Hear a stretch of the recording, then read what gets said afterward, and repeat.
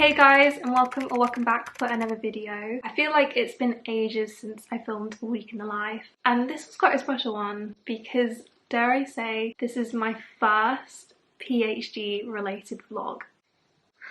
If you're new here, my name is Gaia, and last summer I graduated in my Masters in Criminal Psychology and Forensic Investigation, and now I'm starting to assemble my PhD applications. Apologies for the slight delay in PhD content. I decided to take some time out after backpacking Australia just to try and figure out what my next steps would be, and of course I wanted to edit all of the Australia vlogs first and get them out the way before I shared anything PhD related. But it's now full steam ahead with my PhD applications, which is very exciting but also kind of terrifying. Not entirely sure what to call this chapter on YouTube. I originally was thinking just to group everything together and call it the PhD Diaries, but then I've not technically started my PhD yet, so I didn't know whether to separate these vlogs before my PhD and call them something like the PhD Application Diaries or Postgrad Diaries. I'm not entirely sure. So if you have any thoughts on what I should call this, I would love to hear from you. So today is going to be a very typical work from home kind of day. I'm pretty much going to be spending the majority of it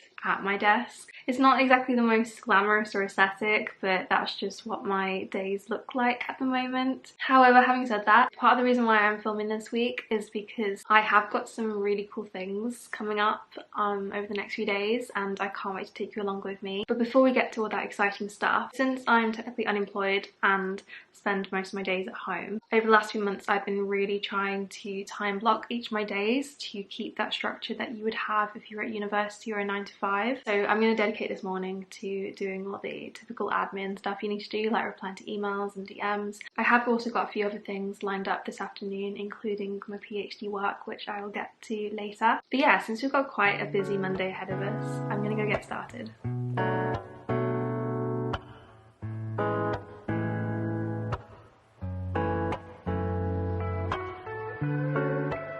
Hey guys, so it's a little bit later now. I've since had a break. Also spent some time trying to figure out what I'm going to wear for the next few days, specifically tomorrow, because of what's happening tomorrow. I feel like that sounds really vague and kind of ominous. It's not, I promise. It'll make a lot more sense when I explain it later in the video. But right now I am going to start on my next study block of the day, which is basically going to focus on my PhD applications. Now, if you didn't know, an important part of the PhD application is the research proposal, which is basically where you outline what your research idea is and how you intend to go about it. So that's basically what I've been doing for the past few months. I don't know if I've mentioned it previously. You might already know this if you follow me on Instagram and TikTok, but I did have a previous idea that I was going to go with last year when I was intending to submit last December. But since deciding to defer it and taking a bit of a step back, I've realised the idea just isn't really working for me anymore. It's still an idea that I might pursue in the future as a researcher, but I just don't think it's right for my PhD research. So for that reason, I'm quite glad I did decide to defer last year, because it's given me time to step back, reevaluate my ideas and my choices, and already I feel like it's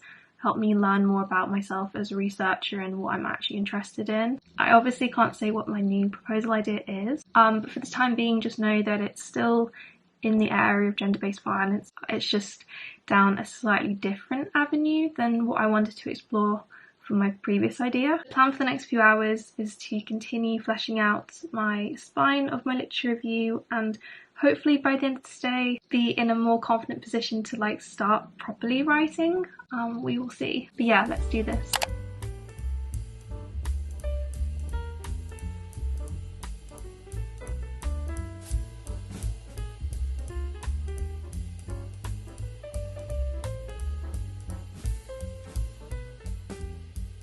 Hey guys, so it's currently 3:30 and I'm going to pause the PhD proposal work because at 4 I've got to hop on Zoom for a really exciting meeting about an opportunity that has recently come about. I'm not entirely sure how much I can tell you about the opportunity at the moment, but one thing I can tell you is that, as you guys know, alongside working towards a PhD, I do a lot of volunteering and charity work, and basically an opportunity has popped up in the last few weeks that will allow me to get even more involved with all that work. So yeah, this meeting is going to be all about that. Since this is quite a big big opportunity.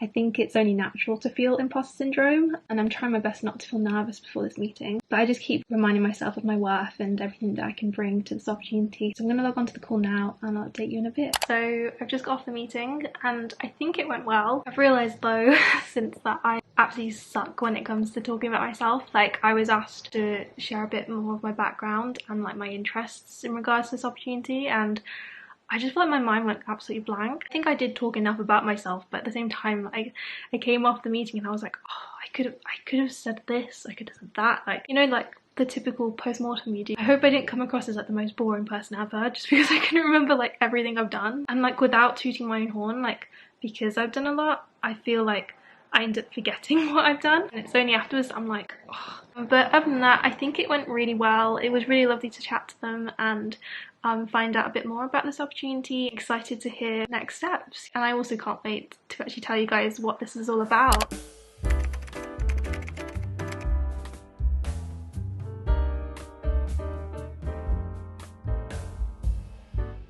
Good morning guys. I have had quite the early start so far. I've been up since 6. Ooh, because I've got to go and catch a train to London for a very exciting event this evening, which is the Tender Annual Awards. I've mentioned Tender in previous videos, but if you're new here, basically Tender is a UK charity that uses drama and preventive education to tackle domestic abuse and sexual violence. The last nearly 2 years I have sat on the youth board. You might recall I did attend their awards last year. It was literally such an amazing time. If you watched the vlog last year, you'll know I literally was fangirling. However, Tender's patron is Olivia Colman, and I might have mentioned last year, but she wasn't able to attend, unfortunately. But this year she can, and as a massive Olivia Colman fan, my fangirl mode is on.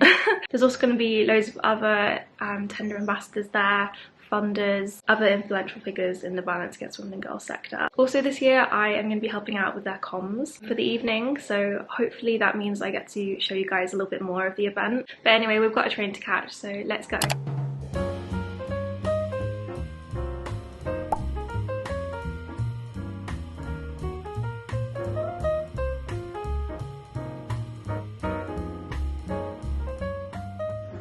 Struggling to find a face. What face is that? It's Daniel Wood. Hello. Speaking. Testing. Hey guys, so we're currently sat in Waterstones, hoping you can hear me. It's quite loud in here, so I'm speaking into my phone. We can't check into the travel lodge until 3. I've also got a wild Dan. We've just been sat here. Well, I say sat here. We've been in Waterstones, but it's just killing time because, you know me, I love a good book and I could be in here for hours. But yeah, that's pretty much the update so far. It's so hot in London. Like, it's just so humid today, isn't it? Also, this lighting is not doing me any favours. I feel like it's bringing out the eye bags. So yeah, we're going to go probably walk around Waterstones even more because I can't help myself. And then go get the tube over to the hotel. I feel nervous.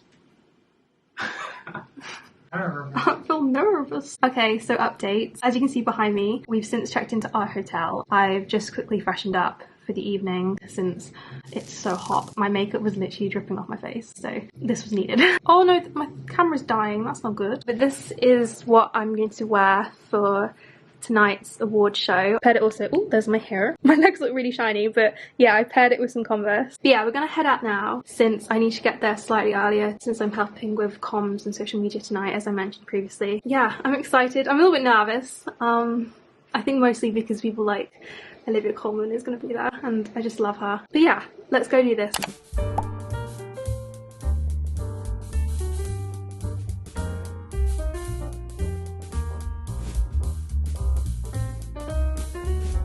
Hi everyone, thanks for having me. Right, I'm here for Outstanding Secondary School Teacher. Good morning guys. Last night's Tender Awards was absolutely insane. That all I wanted to do when I got back was just get in bed. It was just like the best night. So I thought to give you like a debrief now. I don't know whether to put this down.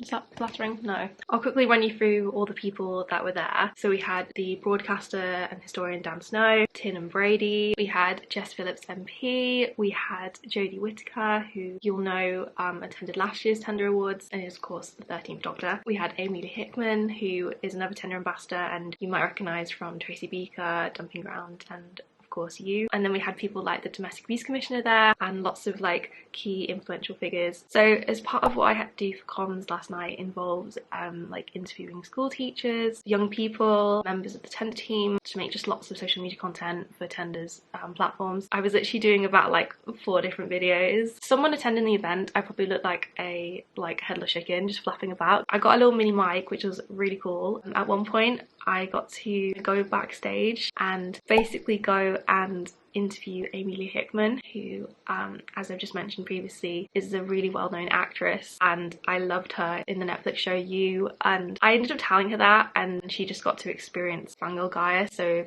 Amy Lee, if you're seeing this right now, I apologise. The lighting has drastically changed in here. Yeah. As I said a second ago, I really wanted to obviously meet Olivia Colman throughout the awards and be able to speak to her and fangirl to her too. And because I was doing so much comms, I didn't think it was possible, but it did. I ended up speaking to Olivia Colman twice. We got several photos. She is literally the nicest woman ever. Like, she is exactly how you expect her to be, and I'm so glad she is the patron of Tender. Like, she's absolutely incredible. Yeah, I felt like we had like a heart to heart. Like, she was telling me like, oh, I'm doing amazing stuff with the youth board, and I was like, no, you're doing amazing stuff too. Yeah, I just still can't believe that has happened. Like, oh, I feel like my life is officially complete now. Last year's award show was amazing, but I feel like this just really tops that. But I'm aware that I have yapped to you for quite a while. Lots of other things happened, but yeah, we'd be here for absolute years if I went for every single thing. But those are the main things. Like, last night was absolutely incredible. But it's currently 11:15 now, and Dan and I have a train to catch back to the Midlands, so we better go and get a move on so we don't miss the train. So I'll update you in a bit.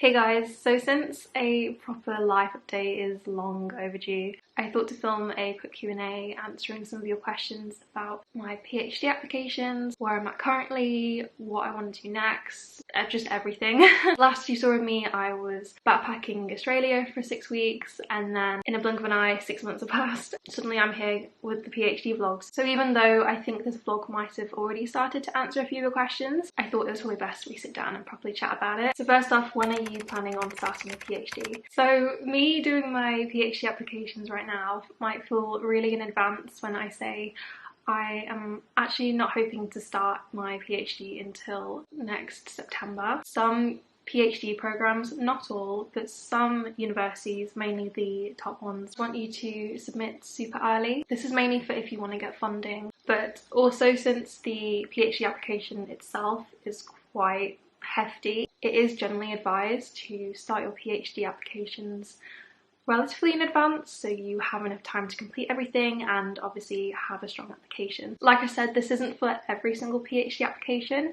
There's been some that I've seen online that don't expect you to apply until like 3 months before the initial start date. So I think this ties in really nicely to the second question, which is what's your general application timeline and how are you feeling about it? So as I mentioned, some of the PhD programs that I'm interested in, they require me to submit quite early in advance to my initial start date if I would like funding, and the funding deadline for some of the programs I'm interested in is this December. So if you want to apply for a PhD, most programs require you to submit a research proposal that outlines what you intend to do your research on, the name of a potential supervisor that you would like to supervise you during your PhD, 2 to 3 academic references or professional depending on how long you've been out of academia, your academic transcript of all your grades, and then some form of personal statement. Some expect like a full-blown page or alternatively you may just have to answer a few questions. And some of the PhD programs I'm interested in do vary in what they want from me, but overall that is the general gist. So the point I'm at currently with my applications is that I am working on my research proposal, ensuring I have a draft of it, which I'm then going to send to some potential supervisors that I was in contact with last year, because as you know, I deferred a year, so I've already had some initial conversations and reached out to supervisors. After my research proposal is done, I want to get back in touch with them and see if they're still taking PhD students on and if they'd be interested in me. After that, towards say the autumn time, before the funding deadline, I want to then start working on things like my funding applications, because sometimes you need to fill out like a different form. I also want to work on the personal statement section of the application, and then also the application form itself, because some people forget that that takes quite a long time to do as well, and I really don't want to leave myself last minute quickly trying to fill in all my personal details and stuff. Also during that time, I'm going to be sending off links to my academic references so they can submit my reference in time for the deadline. There are actually some PhD programs that I'm pretty sure will like reject you if you do not have your references in time, so that is something worth noting if you are interested in doing a PhD, to give whoever is doing your references enough time to write it. In terms of how I'm feeling about it, dare I say I actually feel quite good about it, and I think that's mainly because I'm in a such stronger position than I was last year. Last year I didn't really feel like I knew what I was doing. I also had very limited time due to personal reasons, so I was just racing against the clock trying to get everything done, and that was just putting so much pressure on me and taking such a toll on my mental health. Whereas this year I've got a lot more time, just got a better grip on the application process itself. I think last time it was very much like still learning everything there is to know about the application process. I've also, since I started last year, I have already done some of the work that I need to do this year as well. Like I said, I've already been in conversations with some PhD supervisors, so that's now saving me the trouble of having to go and get the details and send cold emails. I can now just reach out and they'll remember me hopefully from last year. Also, because I've taken this extra year, I am now eligible for mentoring programs and extra support that I wasn't eligible for last year because I'd missed the deadline. So yeah, I just feel in like such a better position. So even though at the time it was such a difficult decision because I just couldn't wait to start my PhD, and the thought of having to delay it for another year absolutely crushed me, I'm so glad I made that decision because I think my application is going to be a lot more stronger for it. By the way, if you can hear any rain in the background, no joke, it feels like the heavens have literally opened up, like it's torrential rain outside, which is crazy because I swear literally not even 5 minutes ago it was sunshine. So yeah, if you can hear any rain in the background, that's why. Which programs / universities are you applying to at the moment? So this is actually quite a difficult question to answer because the general list of programs and universities I'm interested in have changed over the last few months and probably will continue to change. The reason for that is because the most important thing when it comes to applying for a PhD, or at least the most important thing that I have been considering when I've been looking at where I'd like to apply to, is a supervisor, and not only someone who has related research interests to you, but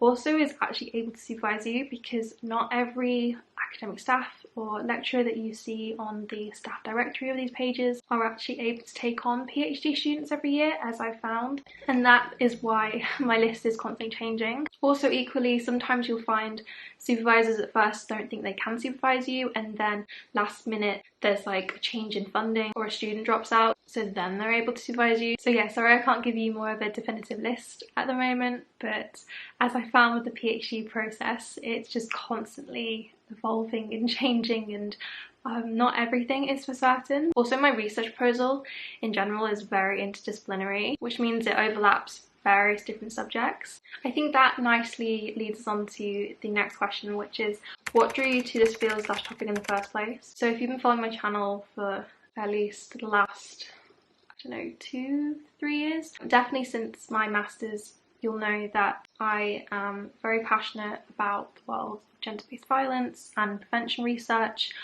in particular domestic abuse. And as I've shown hopefully through this vlog, I have been spending the last year and a bit since graduating volunteering with various different charities and organisations. I think the main reason ultimately as to why I'm interested in this topic is because I have lived experience of it. I think after going through it and then educating myself on the topic, I quickly realised there is still so much that needs to be done in this area, and that really sparked my passion to work in this field and do my PhD on this topic. What has been the hardest part of the application process so far?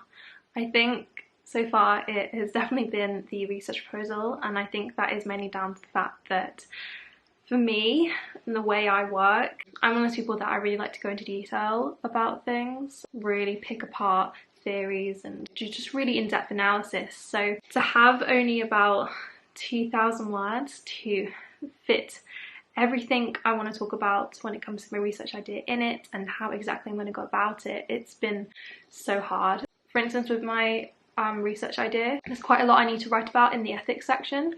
And again, I feel like I just don't have the word count to say everything I want to say. I'm most likely going to have to cut things out, which has been kind of stressing me out because I don't want whoever reads it to think that I haven't thought about it properly. Like I have, I just don't have the words. I truly believe it's an art when it comes to writing concisely. The other main thing that I've struggled with when it comes to this application process so far has been I felt quite alone and isolated in this experience. Like I don't really know anyone else doing a PhD in my close friends or general social circles. So in terms of something that isn't actually specifically part of the application process, I'd say that has been a really hard thing that I've had to navigate. How does the PhD fit into your long-term goals, career-wise or personally? So as you guys know, since the age of 17, really, like sixth form, I've always wanted to do a PhD. It's just been one of those life goals for me. You know, as soon as I decided I wanted to go into the world of psychology and criminology, I just pictured a PhD at the end of the tunnel. I just love studying. I think also because all I've ever known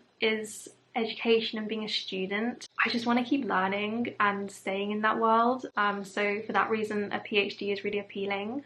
From a career perspective, I'm still very much figuring out exactly what I want to do career-wise, and I think doing a PhD would be able to help answer those questions. I really love education and that whole university world, so there is a part of me that would be open to working in academia long term, so a PhD would definitely be really good for that.